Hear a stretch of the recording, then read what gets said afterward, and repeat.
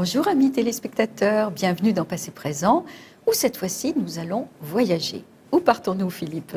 Oui, nous allons voyager puisque j'évoquerai tout d'abord la guerre de l'opium, qui correspond un peu à la descente aux enfers de la Chine au XIXe siècle.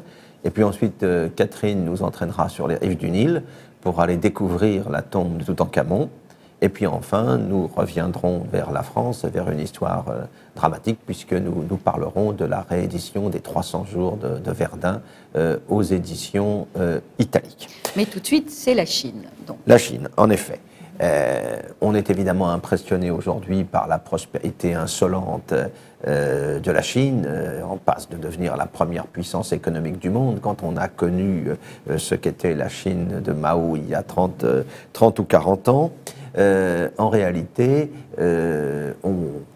si l'on compare ce qu'est la Chine aujourd'hui avec ce qu'elle était il y a un siècle, au début donc, du XXe siècle, avant la guerre de 1914, le contraste est évidemment éclatant. À cette époque-là, qui correspond à une époque de malheur, de chaos pour l'Empire du Milieu, eh bien, la Chine connaissait les conséquences de ce qu'avait été, à partir des années 1840, l'irruption des puissances européennes dans son espace, à travers notamment les guerres de l'opium. À la fin du XIXe siècle, le break-up of China, la mise en pièces de la Chine réalisée par les puissances, l'Angleterre, la France, la Russie, le Japon, les États-Unis, cette mise en pièces de la malheureuse Chine qui correspondait à une perte de souveraineté majeure, quelques années après qu'elle eut subi d'ailleurs une défaite humiliante face au Japon lors de la guerre de 1894-1895, un Japon qui était un contre-exemple en Asie, qui s'était converti avec une rapidité foudroyante à la révolution industrielle, qui s'était doté des instruments de la puissance, ce que n'avait pas su faire la Chine. Et bien donc à la fin du XIXe siècle, la malheureuse Chine était humiliée, était vaincue, mise en pièces par les grandes puissances avides de se partager les marchés, l'immense marché qu'elle représentait. C'est l'époque, en 1898, où l'Angleterre, par exemple, se voit accorder son fameux bail de 99 ans sur Hong Kong. Tout ça, c'était évidemment l'aboutissement d'un processus engagé déjà un demi-siècle auparavant. Alors, quelle était vraiment la situation de la Chine? On a du mal à imaginer la Chine au début du XIXe siècle. Alors, encore un petit peu médiévale dans ses structures oui, la Chine, l'empire chinois, qui est sous la direction de la dynastie mandchoue depuis le XVIIe siècle. Au début du XIXe, cet empire du milieu, il faut savoir que c'est encore la première puissance économique du monde, ne serait-ce que du fait de sa masse et de son énorme population, la première population du globe, près de 300 millions d'habitants. Mais en même temps, c'est un empire qui s'est progressivement complètement refermé sur lui-même, qui est resté tout à fait immobile, alors que les pays occidentaux, entraînés dans l'aventure industrielle, se transformaient, se développaient à un rythme effréné. Ces pays occidentaux qui achèvent en quelque sorte au XIXe siècle le décloisonnement du monde dont qu'ils avaient inauguré à partir du XVIe et qui vont en tirer le surcroît de puissance que l'on sait. La Chine, par rapport à cela, eh bien, elle se ferme. Un seul port est ouvert aux étrangers, c'est le port de Canton, en Chine du Sud. Ils peuvent y faire du commerce, mais il faut pour cela passer par une institution, le Kohong, qui est sous la coupe d'un surintendant notoirement corrompu. Alors c'est comme ça que l'on peut acheter du thé, des soieries, des porcelaines, quelques produits de luxe qui constituent l'essentiel des importations. Donc économiquement, nous avons affaire à une Chine fermée. Fermée également sur le plan culturel. On sait qu'au XVIIe siècle, les jésuites notamment ont exercé une influence très importante à la cour de Pékin, à la cour des souverains mandchous, mais tout cela s'est progressivement dissipé. Les empereurs, sous l'influence des mandarins, des lettrés, ont pris parti contre le christianisme et les tentatives de prosélytisme, d'évangélisation qui avaient pu voir le jour au nom de la défense de la civilisation traditionnelle. le dernier astronome jésuite de la cour de Pékin est mort en 1805 et la dernière église catholique a été fermée en 1827. Et ce qui reste de christianisme en Chine, ça se passe dans la clandestinité avec quelques évangélisateurs franciscains, lazaristes qui risquent leur vie s'ils sont découverts. Il y a même des martyrs. Voilà, tout à fait. On est dans une situation comparable à celle du Japon également, à peu près à la même époque. Le christianisme, après avoir tenté de s'implanter et rencontrer un certain écho, eh bien, est maintenant complètement rejeté. Et rien n'y fait. Les Anglais envoient des ambassades, Lord McCartney en 1793, Lord Amherst en 1816, pour essayer de convaincre le Fils du ciel, l'empereur, d'ouvrir ses États, d'ouvrir son empire au commerce et au contact avec l'extérieur, mais celui-ci ne veut rien entendre, d'autant que les ambassadeurs en question refusent de sacrifier au rituel de prosternation qui est la règle quand on s'adresse justement à l'empereur. Alors, eh bien, l'empereur fait savoir à ses sujets britanniques, n'est-ce pas, que c'est plus la peine de lui envoyer des ambassades, que ces barbares lointains ne l'intéressent pas plus que ça. En fait, la Chine se perçoit alors comme le centre du monde, l'empire du milieu, face à un monde extérieur perçu comme barbare, étranger à la civilisation chinoise plurimillénaire. Cette Chine immense, elle est autosuffisante, rien ne semble en mesure de la menacer. Et tout cela correspond à un certain complexe de supériorité entretenu par la caste mandarinale, par la caste des lettrés. Mais cette Chine, eh bien, elle va se retrouver confrontée à de très grosses difficultés. Et oui, parce qu'il y a un mot qu'il faut prononcer, c'est l'opium. Voilà. Les Anglais, voilà. là... C'est par le biais de l'opium que la Chine va être finalement contrainte à l'ouverture. Après 1815 et leur victoire à l'issue des guerres de la Révolution et de l'Empire, les Anglais vont maintenant passer à l'action, passer à l'offensive.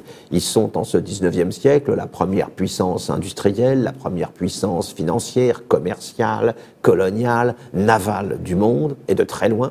Nous sommes dans une période vraiment d'hégémonie britannique et ça va durer pratiquement jusqu'à la fin du siècle, jusqu'aux années 1890.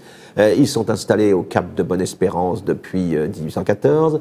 Ils sont installés à Singapour à partir de 1819. Donc la route de l'Orient et de l'Extrême-Orient, désormais au-delà de l'Inde, leur est ouverte. Et bien entendu, l'immense marché chinois ne peut que susciter leur convoitise. Et il y a une activité qui se révèle particulièrement rémunératrice, c'est le commerce ou le trafic de l'opium.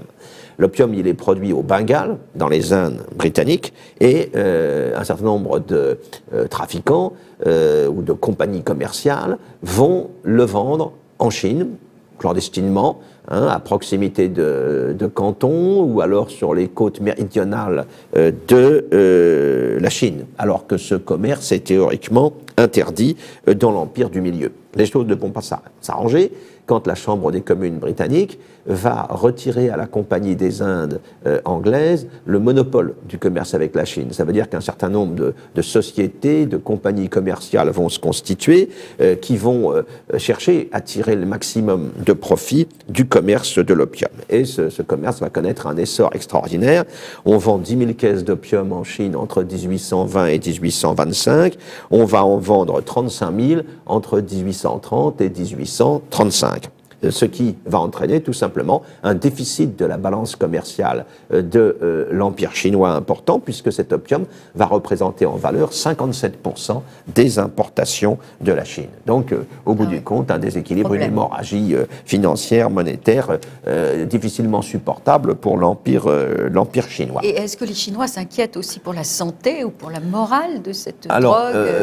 Oui, parce que la consommation de drogue, c'est largement répandue. Il y a évidemment cette question, si l'on peut dire, entre guillemets, de santé publique, puis il y a aussi une question économique, n'est-ce pas, de déficit commercial. Et en 1839, un rescrit impérial va interdire tout trafic de l'opium. Et le pouvoir impérial va, en quelque sorte, passer à l'action. Il va envoyer un représentant à Canton qui va arrêter les trafiquants, qui va rassembler les caisses d'opium et puis les faire brûler en place publique pour bien montrer la volonté du pouvoir politique politique d'en finir avec ce trafic, mais cela va donner en quelque sorte à l'Angleterre le prétexte de la guerre, puisque dès novembre 1839, cette entrave caractérisée à la liberté du commerce va entraîner l'intervention de 2 frégates anglaises qui vont détruire la flotte chinoise basée à Canton.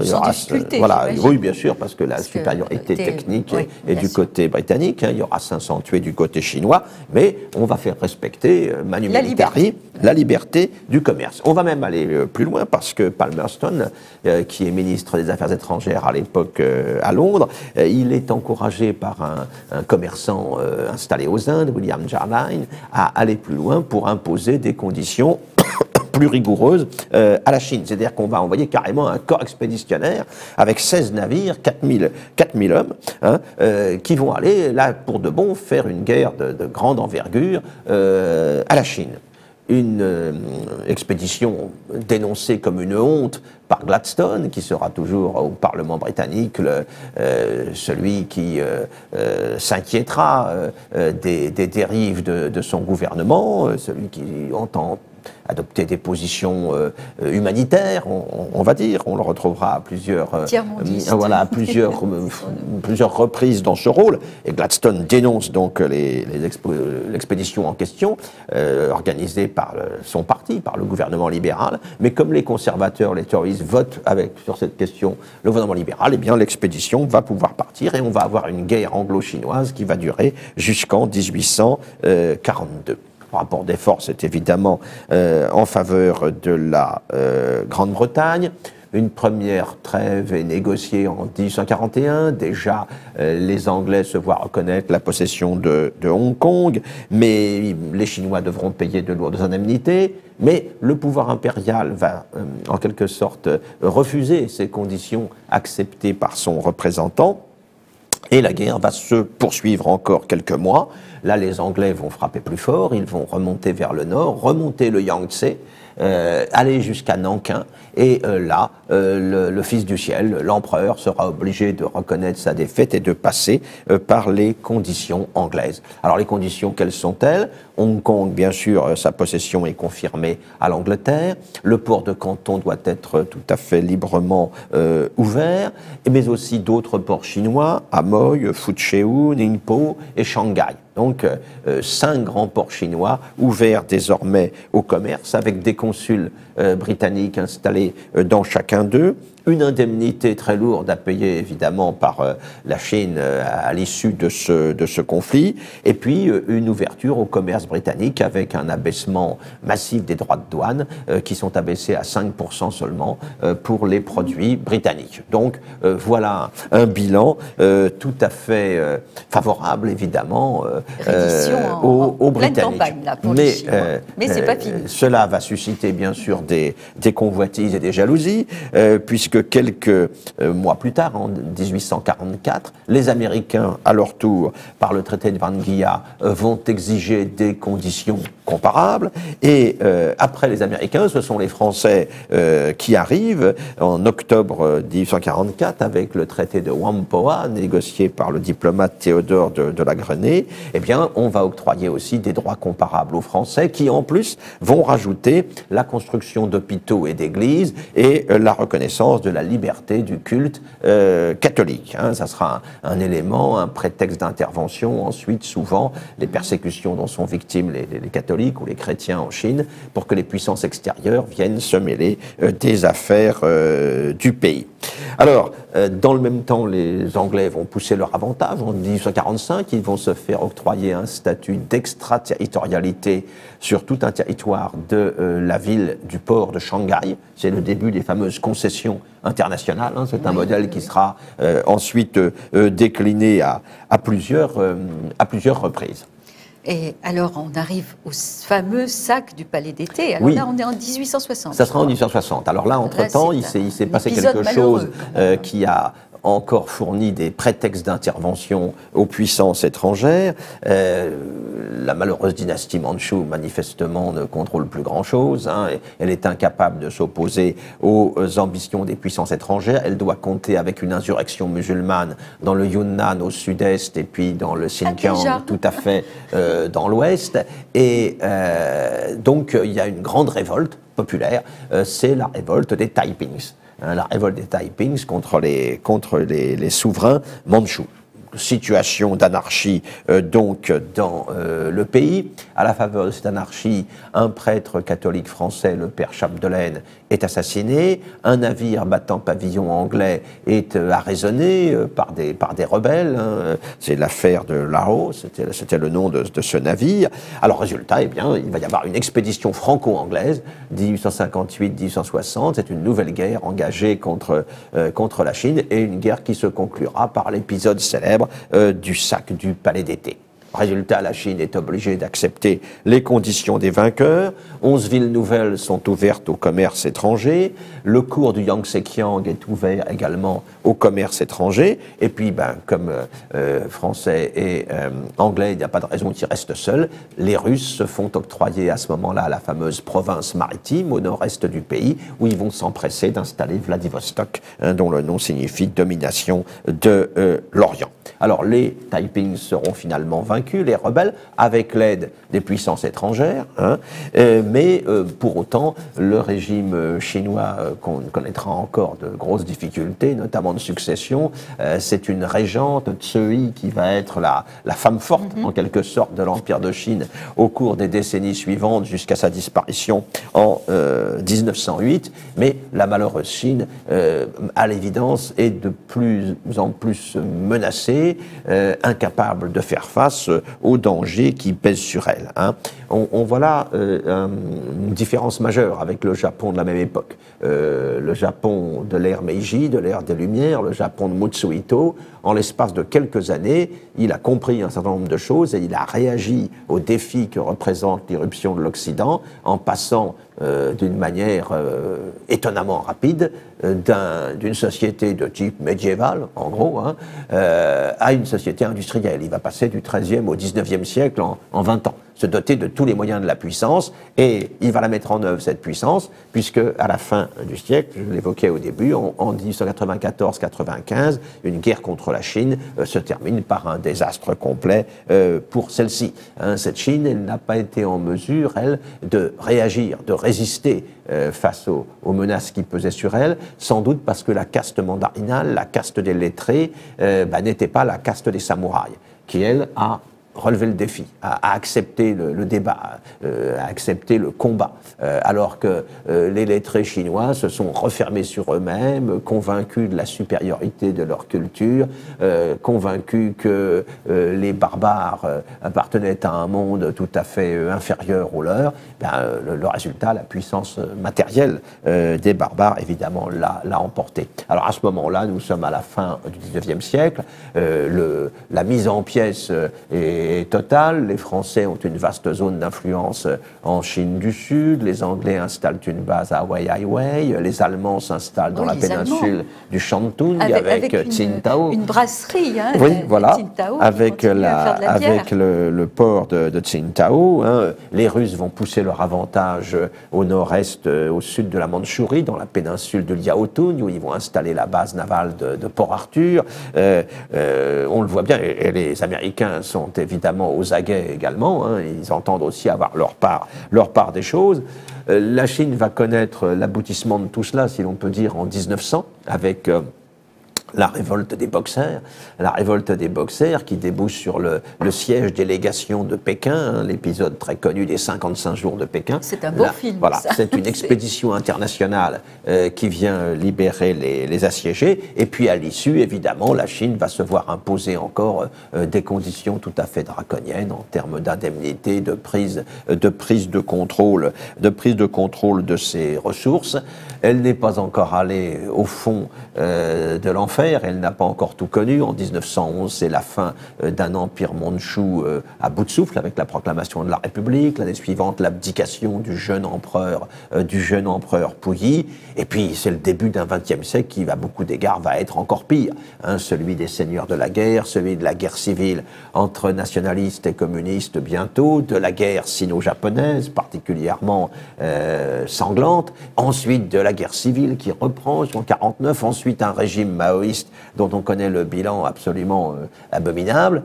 Et il faudra attendre 1978 et Deng Xiaoping pour que la Chine entame en quelque sorte un rétablissement dont nous voyons aujourd'hui les résultats tout à fait spectaculaires. Mais il faut comprendre ainsi que les Chinois, dans leur mémoire collective, ils ont évidemment une vision de toute cette période particulièrement aiguisée. Et bien entendu, tout cela alimente forcément un sentiment identitaire, un sentiment nationaliste extrêmement puissant.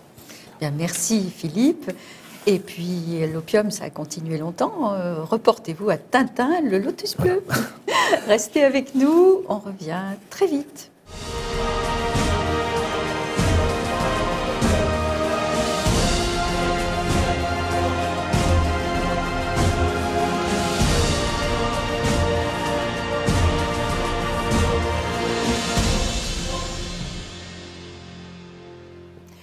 Je vais vous parler aujourd'hui de la découverte de la tombe de Toutankhamon. C'est probablement la découverte archéologique la plus importante jamais faite dans l'humanité, plus que le vase de Vix dont j'avais eu le plaisir de vous parler.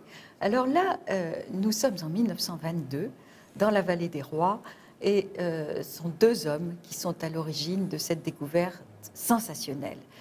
Le mécène, Lord Carnarvon, et l'archéologue proprement dit Howard Carter. Alors, qui sont un petit peu ces hommes-là et surtout comment ça se passait l'égyptologie à la fin du 19e siècle ou au début du 20e siècle? Lord Carnarvon, il est né, comme disent les Anglais, avec une cuillère en argent dans la bouche. C'est-à-dire qu'il hérite à 23 ans d'une fortune absolument colossale, d'un domaine de 145 km² en Angleterre. Et c'est un riche oisif. Il y avait des gens qui avaient de la chance, c'est-à-dire qu'il voyage dans le monde entier, il est très sportif, il se passionne pour les courses automobiles, pour les courses de chevaux. Et ce qui va se passer, c'est qu'il va avoir un très grave accident de voiture en Allemagne. Et il va être très grièvement blessé et ça va un peu le calmer au niveau physique. Et du coup, pendant sa très longue convalescence, il va s'intéresser à l'égyptologie et ses médecins lui conseillent d'aller en Égypte où le climat est bien meilleur que l'Angleterre brumeuse, parce qu'il a en particulier des blessures pulmonaires. Donc il va en Égypte, se passionne effectivement pour l'Égypte, mais bon, il ne creuse pas lui-même, hein, évidemment, il met beaucoup de milliers de livres pour financer des recherches, et surtout il attend qu'on lui donne une concession de fouilles, parce que l'archéologue en chef, c'était un Américain, je crois qu'il était américain, il s'appelait Theodore Davis.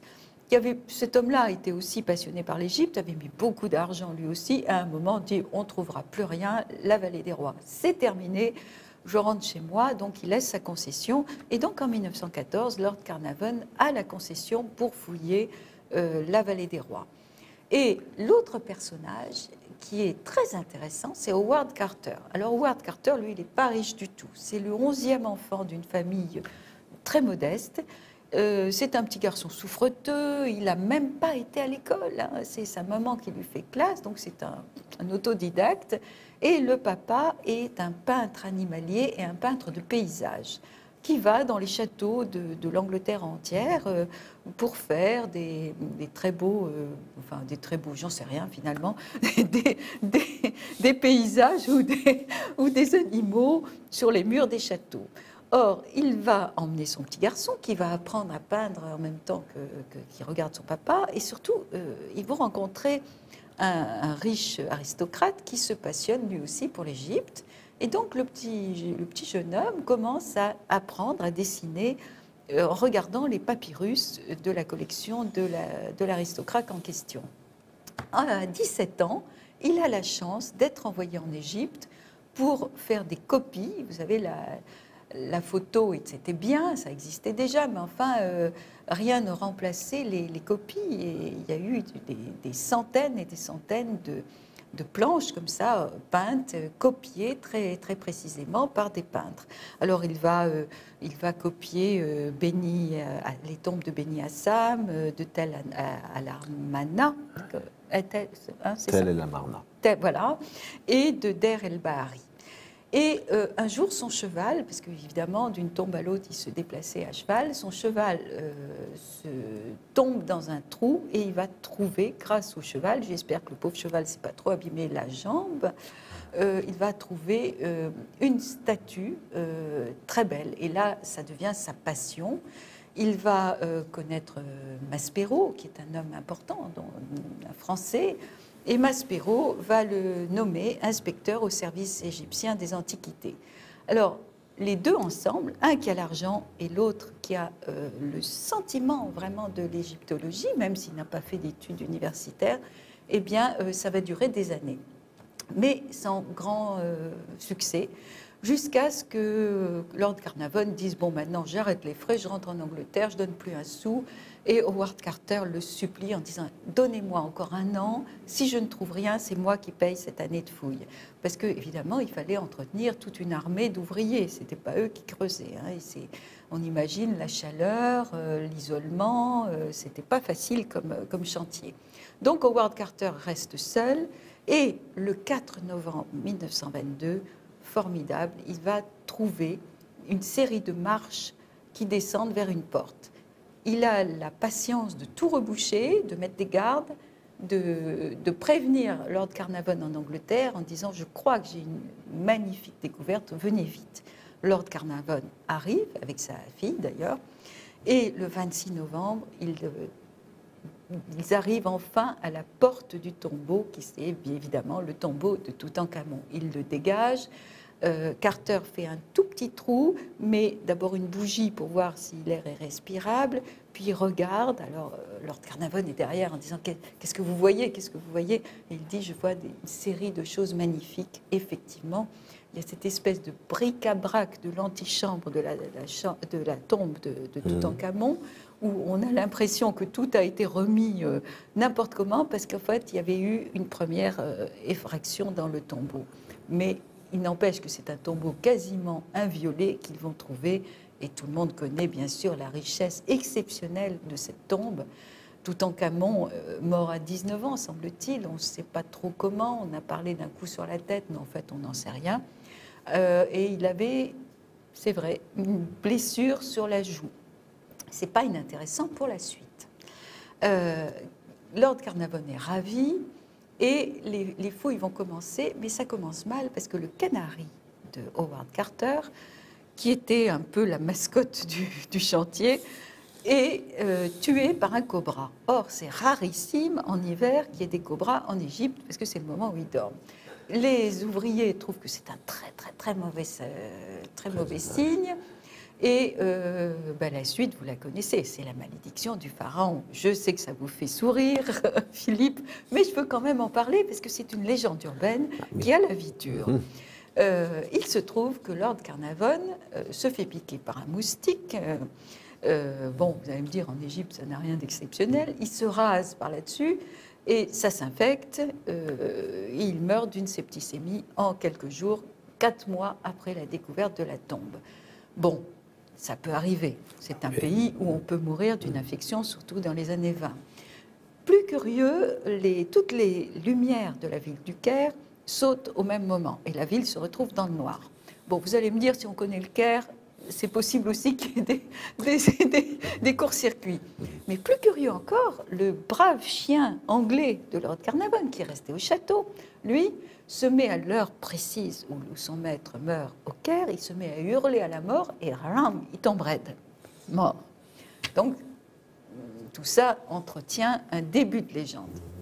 Et le début de légende, il va se continuer parce que il se passe plein de choses. Alors, je vous le dis très rapidement. D'abord, les journalistes s'en emparent. Hein, et ça va très vite être monté en épingle. On va même inventer qu'il y a écrit sur le linteau de la porte qui mène au tombeau, celui qui dérangera le sommeil éternel du pharaon sera effleuré par les ailes de la mort. Ben, les ailes de la mort, elles vont effectivement faire plus qu'effleurer toute une série de scientifiques. Alors, dans l'ordre, un mois après Carnavon, c'est le professeur Lafleur, qui est un archéologue canadien, qui est un ami intime de Carter et qui était là au moment de l'ouverture. Il meurt, on ne sait pas pourquoi. 15 jours plus tard, c'est le financier George Gould. C'était bien vu chez les gens très riches qui se piquaient d'égyptologie, d'aller visiter les chantiers. Il visite la tombe, blanc, il meurt. Bon. Il a attrapé une pneumonie et il est mort. Au mois de septembre suivant, c'est le demi-frère de Lord Carnarvon qui meurt 6 mois après son frère. On ne sait pas pourquoi, parce qu'il n'était pas spécialement vieux. Puis l'année d'après, c'est le professeur Hugh Evelyn White, qui est le collaborateur de Carter, qui a été un des tout premiers à pénétrer dans la chambre mortuaire. Alors lui, on le retrouve pendu. Bon, il s'est suicidé, mais il a laissé un écrit en disant je suis accablé de visions terribles, la malédiction me poursuit, etc. Il n'en faut pas plus pour qu'évidemment ça monte en épingle. Quelques semaines après, c'est le radiologiste qui avait fait une radio de la momie qu'on retrouve mort, crac. Et à propos, sur la radio, on voit que le pharaon a une blessure à la joue, exactement à l'endroit où Carnarvon avait été piqué par un moustique. Moi, je dis ça, hein, je ne prends pas du tout position. Alors, très vite, l'infirmière qui avait soigné Carnarvon meurt aussi, est en pleine forme, bon, crac. Et puis, un autre archéologue anglais qui avait aidé Carter à abattre le mur de la chambre funéraire pour sortir, évidemment, les sarcophages qui étaient extrêmement difficiles à sortir. L'année d'après, c'est le secrétaire de Carter qu'on a trouvé mort dans son lit. Bon, il avait 35 ans. La veille, il allait bien. Hein. Voilà. Bon. Son père, dans le fou de désespoir, se suicide. Et puis, un égyptologue américain qui meurt à New York, une infection à streptocoque. On n'avait pas encore inventé les antibiotiques. Bon. Alors, vous allez me dire, il y en a plein qui ont résisté, ne serait-ce qu'Howard Carter, qui est mort beaucoup plus tard. Oui, qui était le principal concerné. Le principal concerné, c'est lui qui avait été le plus. Lui, il est mort d'une cirrhose du foie, c'est plus sympathique. Ça, c'est autre chose. Ouais. Et puis, la reine des Belges n'est pas morte du tout, elle a visité la tombe. La fille de Carnarvon non plus, ils ont tous vécu assez vieux. Alors, quelles sont les pistes, très rapidement? On a tout imaginé, que les prêtres avaient empoisonné l'air pour que les pilleurs de sépultures meurent très vite. Non, on pense plutôt maintenant qu'il y a eu vraiment une infection par des champignons qui se sont développés sur les murs de la tombe et qui ont déclenché des allergies, surtout des allergies. C'est vrai que sur les 17 qui sont morts, il y en a beaucoup qui sont morts de pneumonie, liées probablement à cette histoire de champignons. C'était pas ça, cette tombe. Et je termine simplement en disant que des années après, c'est-à-dire dans les années 70 et 80, les 2 personnes du musée du Caire qui ont envoyé tout le trésor de Toutankhamon, soit à Paris, soit à Londres, sont morts très brutalement d'une hémorragie cérébrale. Le pharaon continue à faire des siennes. Voilà, ouais. Donc il faut se méfier.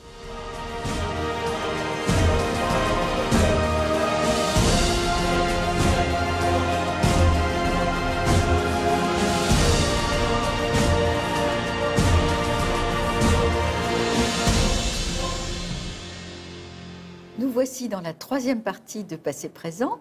Et une fois n'est pas coutume, cher Philippe, c'est vous qui allez être mon invité cette fois-ci, car je voudrais vous parler des 300 jours de Verdun, un ouvrage magistral que vous avez écrit Et nous avons aussi sur le plateau Jean-Pierre Thurberg, l'éditeur de ce livre, qui est vraiment la somme, je crois, définitive sur Verdun. Les 300 jours de Verdun, c'est un livre qui pèse presque 3 kilos, je crois. Plus de 3 kilos, qui a un nombre d'illustrations. Plus de 2000. Plus de 2000, et les textes sont dirigés par Philippe Conrad. Donc, messieurs, j'ai le plaisir d'avoir à la fois l'auteur et l'éditeur. Racontez-nous un peu cette histoire extraordinaire qui vous a occupé plusieurs années. Les 300 jours de Verdun, en fait, la genèse remonte très très loin, puisque je commence à avoir un âge certain. Ça remonte à mon enfance, où j'étais bercé par les récits de la guerre de 14 que pouvaient me faire les poilus qui me gardaient le jeudi après-midi. Et dans toutes les conversations qu'ils avaient, où il était question de tranchées, de baïonnettes, de boches, de pinards, de perlots et autres choses que j'ai mis un certain temps à comprendre, il y avait un mot qui revenait sans cesse, qui était le mot de Verdun. Et Verdun, à cette époque, m'a imprégné. Et l'idée, en lançant ce livre, était de rendre justice à ces hommes que j'avais entendu parler de Verdun, comme plus personne n'en parlera jamais, puisqu'il y avait été. Et donc de montrer ce qu'avait été cette bataille qui, à bien des égards, je crois, là je parle sous le contrôle de notre directeur scientifique, qui est une bataille totalement exemplaire et sans équivalent jusqu'à une date très récente. Et donc l'idée était non pas de produire un ouvrage savant sur Verdun, parce qu'il y en a eu un certain nombre, l'idée était de donner la parole au poilu et de donner la parole à l'image. Ce qui en apparence est très simple, puisqu'on pense qu'il suffit de trouver quelques photos pour agrémenter un livre et en faire un album que l'on peut feuilleter autant pour la beauté des images que pour l'intérêt du texte. Et en réalité, ça s'est avéré être, je dirais, un challenge, parce que des photos et des images de Verdun, en définitive, il y en a très peu. Il y en a très peu d'abord parce que sur place, les soldats avaient d'autres sujets de préoccupation. Ils étaient occupés à autre chose. Ils étaient bien occupés, donc même si certains d'entre eux avaient, au mépris des règlements, sur eux des petits appareils photo, ils n'ont pas eu beaucoup l'occasion de s'en servir. Et puis aussi, il faut bien le dire, la technique ne permettait pas tellement de faire de l'instantané. Aujourd'hui, où le moindre téléphone se transforme en appareil photo de très haute qualité, à l'époque, pour faire des photos dignes de ce nom, il fallait un matériel qui pesait très lourd. Donc on s'est retrouvé très rapidement à chercher des images un petit peu en vain. On tombait toujours sur les mêmes images, qui d'ailleurs pour certaines étaient des images de contrefaçon, puisque un certain nombre de clichés qui sont traditionnellement associés avec l'épopée de Verdun, je pense en particulier à l'épopée du Bois des Cœurs, au colonel Drian et à ses Diables Bleus. Oui. Une bonne partie de ces photos ne sont pas du tout, qui sont très connues, ne sont pas du tout des photos de l'époque, ce sont des photos qui proviennent de la reconstitution de Verdun, d'ailleurs remarquable, faite par Poirier plusieurs années après. Oui, le fameux film. Le fameux film, dans lequel, effectivement, beaucoup de survivants jouent leur propre rôle, mais ce ne sont pas des photos d'époque, ce sont des photos qui ont été reconstituées sur les... Et donc nous avons été, au début, très bloqués, puis finalement, ça s'est réglé, alors pour tout un tas de raisons. La première, c'est que nous avons eu, fort heureusement, le parrainage, le patronage et la coopération pleine et entière du service historique de la Défense, qui a des kilomètres, et ce n'est pas une figure de style, c'est la réalité, qui a des kilomètres d'archives au fort de Vincennes, dans lesquelles nous avons eu l'autorisation de chercher, de fouiller. Nous avons eu une équipe en permanence là-bas pour exhumer des trésors.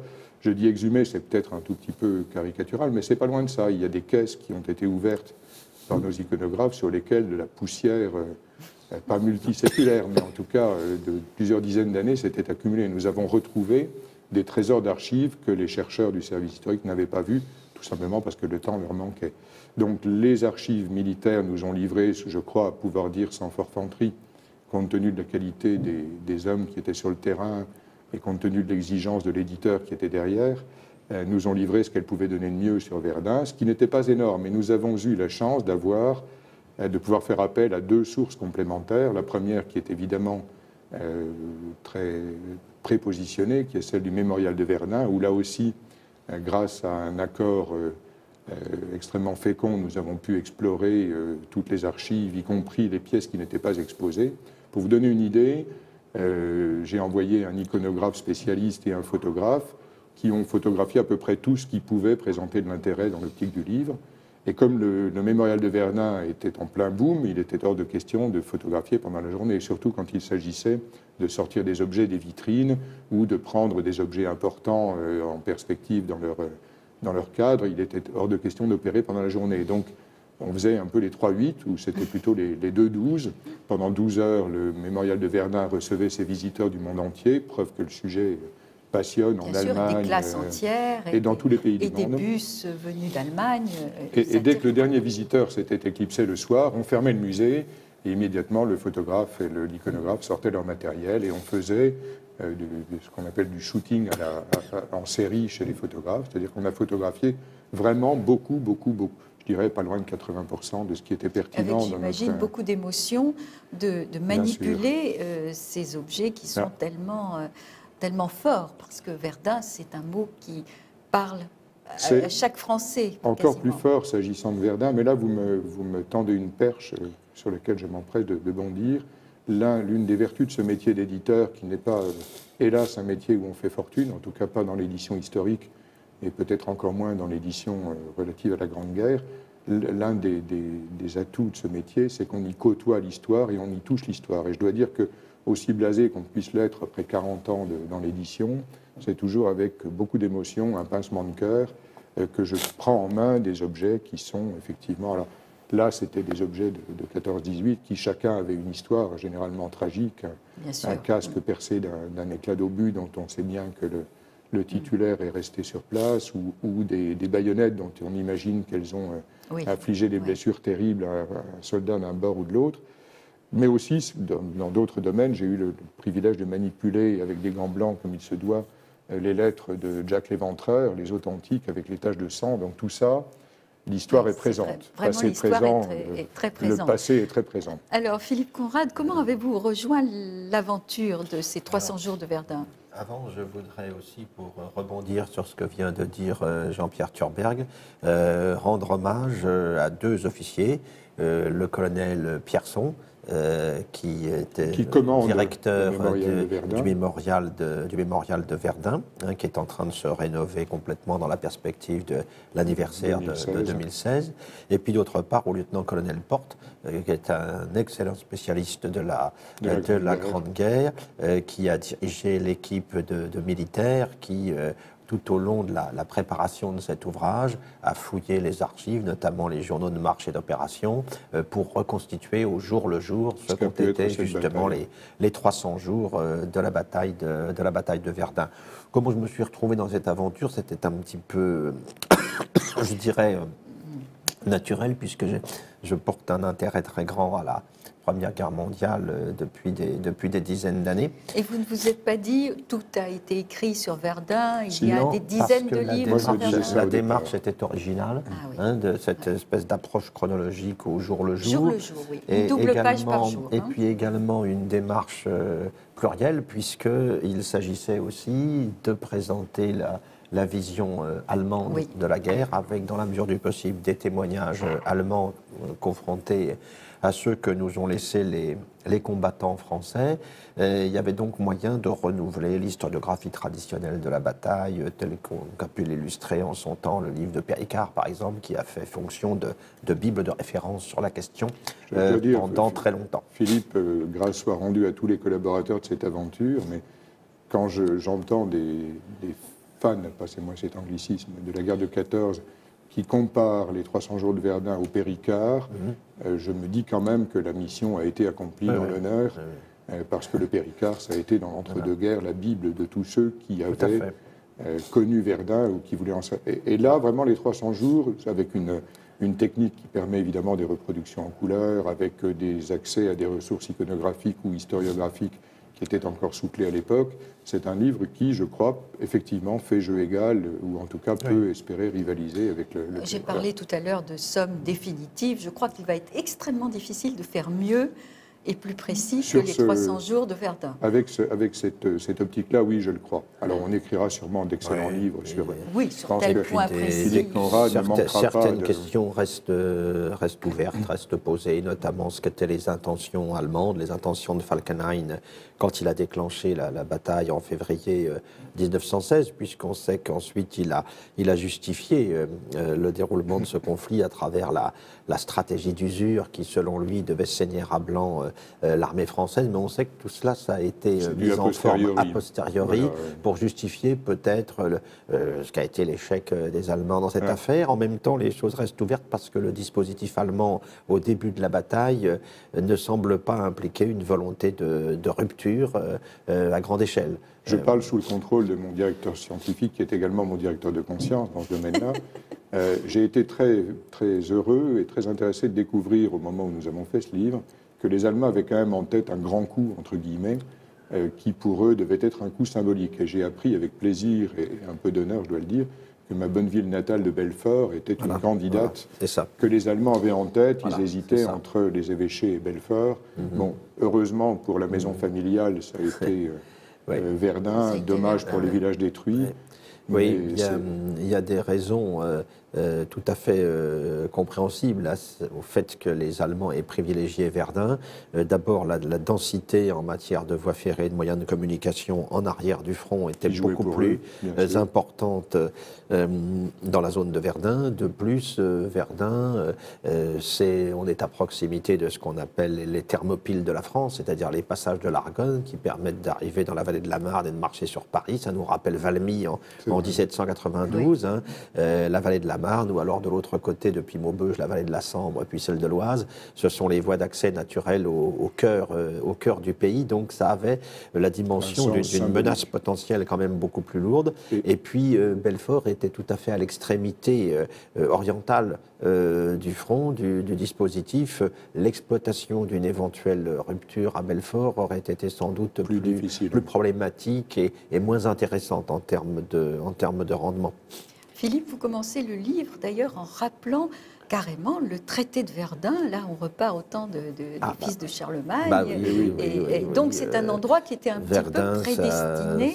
Verdun, effectivement, il y a une dimension symbolique dans l'histoire de France. Il y a la paix de Verdun de 843 qui partage l'empire de Charlemagne et qui crée d'un côté la Francie occidentale de Charles le Chauve, de l'autre côté, à l'autre extrémité, le royaume de Germanie de Louis le Germanique, avec entre les deux cette Lotharingie qui va être ensuite disputée entre les deux autres au fil des siècles. C'est-à-dire qu'un peuple ayant une origine commune, puisqu'il s'agit des Francs de manière générale, va se retrouver ainsi, du fait des hasards de l'histoire, des successions, divisé et appelé ensuite à s'affronter, notamment à partir du XVIe siècle, quand les rois de France vont tourner leur regard vers le Rhin et heurter ainsi le domaine de l'Empire. C'est le début lointain donc d'un antagonisme qui aboutira au grand suicide européen de 1914-45. L'image que nous avons choisie pour cette Xème édition, je ne sais même plus si c'est la 6e ou 7e, ce livre est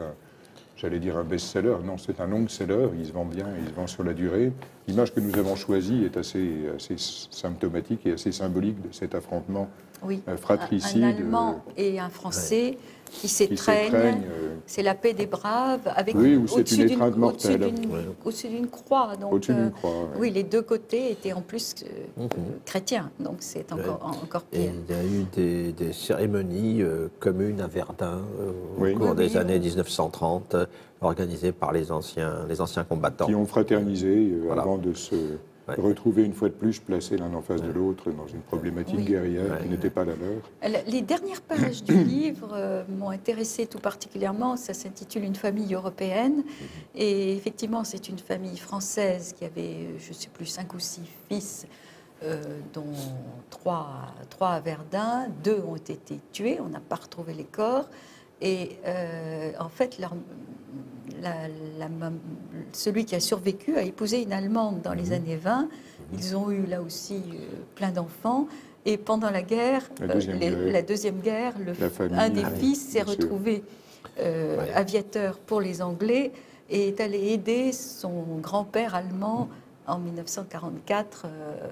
Donc c'est une famille européenne et Verdun a beaucoup marqué cette famille, mais malgré tout, ça n'a pas empêché que maintenant c'est une famille européenne. L'histoire de beaucoup de familles françaises, en particulier en Alsace-Lorraine, où Les enfants se sont partagés dans un camp et dans l'autre par les hasards de l'histoire, les hasards des choix des uns et des autres. Il y a une source iconographique que je n'ai pas citée, que je ne voudrais pas oublier, c'est la collection de Jean-Pierre Vernet. Ah oui, Nous avons fait énormément de photos, je ne sais pas si on le verra à l'écran, mais d'objets, qui sont évidemment tous des objets d'époque et authentiques, si qui j'ai bien proviennent de sa compris, collection. c'est à chaque fois la petite illustration qui est à côté de la date, parce que chaque double page correspond à un jour. Et donc, c'est un livre qu'on peut laisser sur la table basse et passer. Un livre d'heures, on peut le lire. On peut le lire jour. chaque jour. Voyons, qu'est-ce qui s'est passé le 16 décembre 23 février, que se passait-il? Voilà, enfin, bon, c'est vrai que ça a plutôt commencé en février et ça s'est arrêté un petit peu avant, mais 300 jours après. C'est remarquable. Les objets, là, ont une histoire. Alors, à chacun imagine l'histoire derrière. On voit un appareil photo, on voit des armes, on voit des pièces d'uniforme. Et ça permet aussi, sur le plan, j'allais dire, artistique, le directeur artistique a beaucoup joué avec ça, et avec talent, et avec succès. Ça permet de jouer les 3 dimensions contre les 2 dimensions. Ah oui. Et on a aussi beaucoup de documents en couleur grâce à cela. Effectivement, les documents d'époque sont en noir et blanc, mais l'utilisation de ces objets donne de la perspective, donne du relief, donne de la vie, donne du quotidien, et donne en même temps la couleur qui, sinon, renverrait trop ce livre à une histoire ancienne. Ce n'est pas une histoire ancienne, ce qui se passe à Verdun, ça nous parle à nous aujourd'hui, pour peu qu'on veuille bien s'y intéresser. Alors, comment avez-vous conçu ce livre? Il y a les journaux de marche des régiments dont la lecture est quand même un petit peu austère, hein, disons-le. Oui, mais Philippe et les officiers du service historique ont fait un travail remarquable. Ils n'ont pris chaque jour que ce qui était pertinent. Voilà. C'est-à-dire qu'en fait, il ne faut pas penser que ça a été 3 jours de bataille ininterrompue pour tout le monde. Il y avait des périodes d'accalmie, il y avait 300 jours, pardon. Il y avait des zones dans lesquelles on ne combattait pas pendant qu'on s'étripait dans le secteur d'à côté.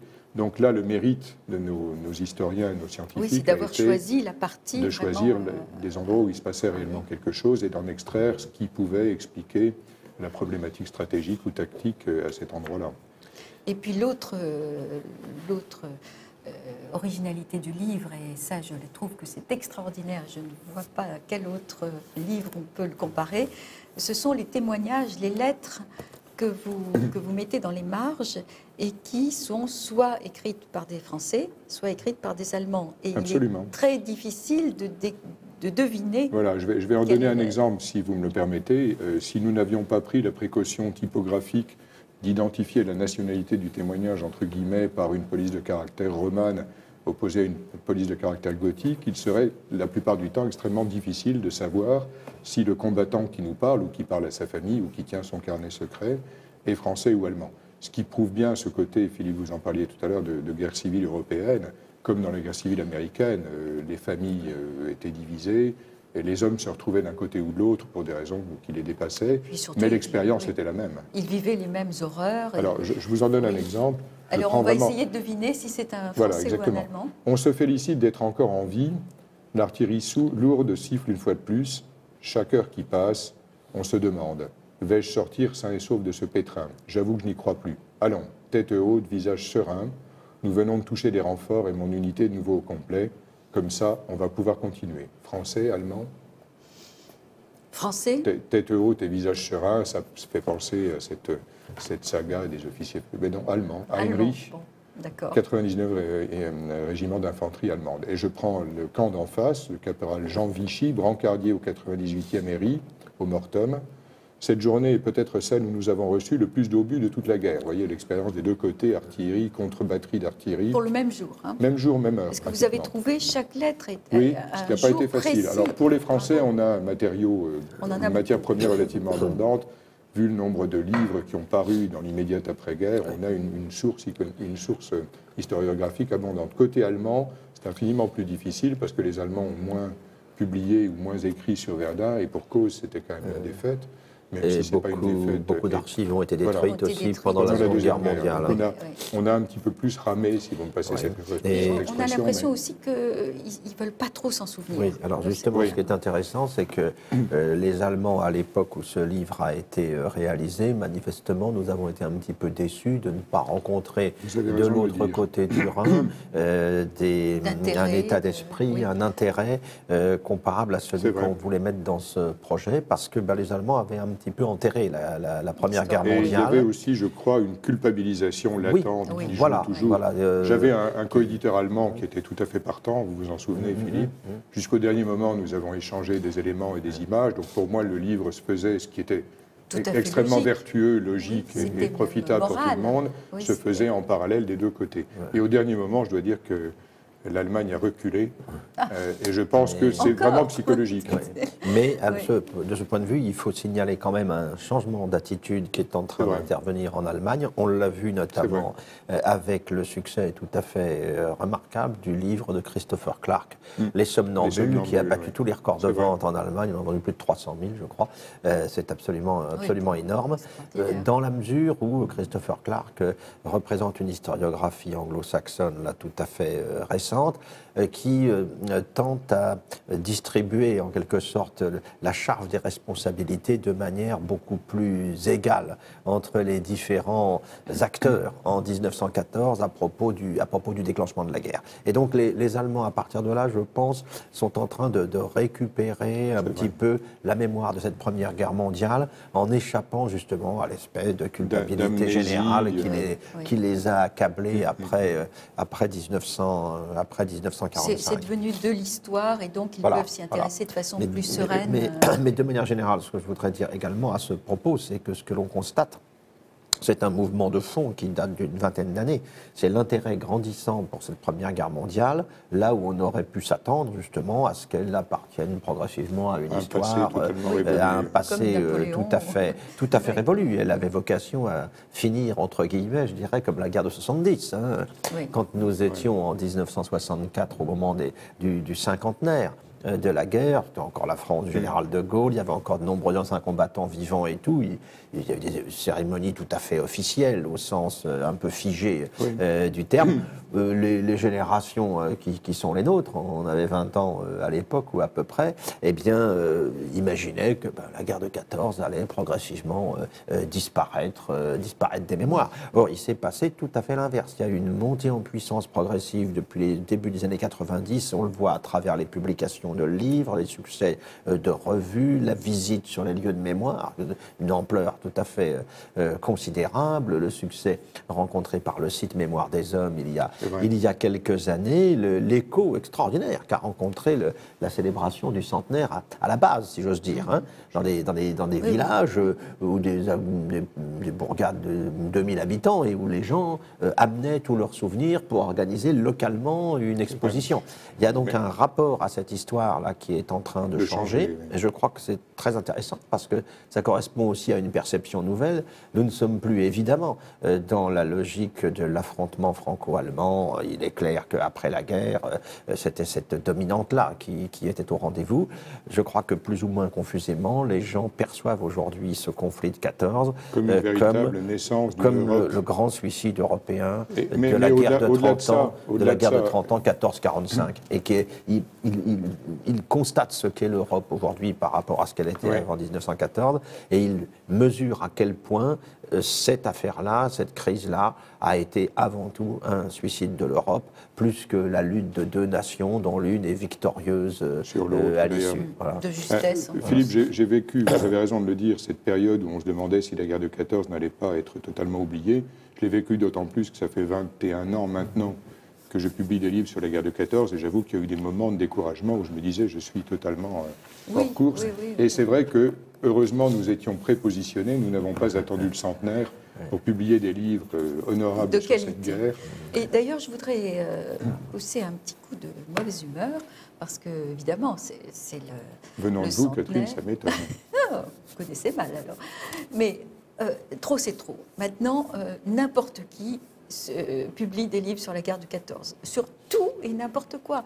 Il n'y a pas de semaine où on n'a pas dans les rayons, sur les tables des librairies, des livres sur la guerre de 14. Ça va jusqu'à récemment la cuisine des poilus, oui, un livre de cuisine à offrir pour Noël. Bon, petite plaisanterie du métier à Francfort où on se vend et on s'achète des droits internationaux sur les livres. Un packageur, il y a un certain temps, avait eu une idée de génie. Il avait rassemblé en un seul titre tout ce qu'il faisait vendre. Et ça avait donné un livre, évidemment, qui n'a jamais été réalisé, qui s'appelait « La cuisine impressionniste et sexy des dinosaures ». Bon, là, avec la cuisine des poilus, on n'en est pas loin. On n'en est pas loin, oui, absolument.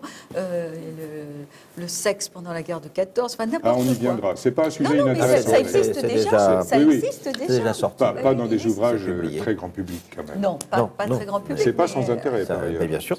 Oui, d'accord. Mais enfin, moi, je voudrais rendre hommage à Italique, qui, effectivement, depuis 21 ans, fait des livres sérieux.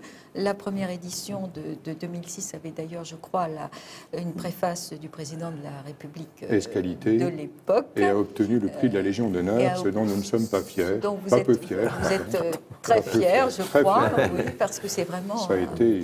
Et je crois que vous voulez rendre aussi hommage aux Gueules cassées qui, issus directement de la guerre de 14, vous ont soutenu et aidé pour que ce magnifique livre soit abordable. Voit le jour dans des conditions économiques viables. Oui, les Gueules cassées héritières des gueules cassées de la Grande Guerre, ces malheureux poilus qui avaient été défigurés, continuent à œuvrer de façon extrêmement active et positive sur la mémoire. Et nous avions trouvé un accord qui était formidable avec eux. Bon, vous vous en rendez compte, ce livre, c'est un chantier qui s'est étalé sur à peu près 3 ans, qui a mobilisé jusqu'à une dizaine de personnes. Tout ça coûte de l'argent, hélas. Et les Gueules cassées avaient dit, bon, on vous aide à financer à approvisionner votre chantier, à aller chercher des choses qu'on n'a pas vues, à trouver des inédits. On paye. Ils l'ont fait rubis sur l'ongle. En échange de quoi, prenez l'engagement de rendre ce livre accessible. Parce que ce livre, on aurait pu le sortir à 90 €.